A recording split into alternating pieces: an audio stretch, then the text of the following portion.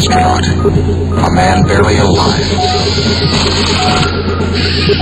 Gentlemen, we can rebuild him.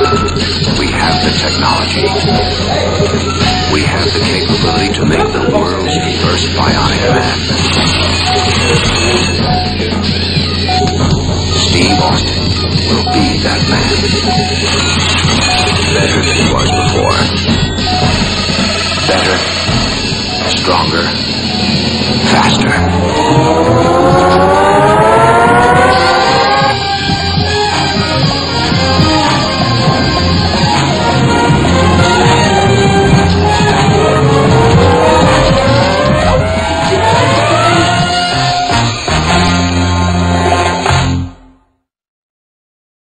Game over.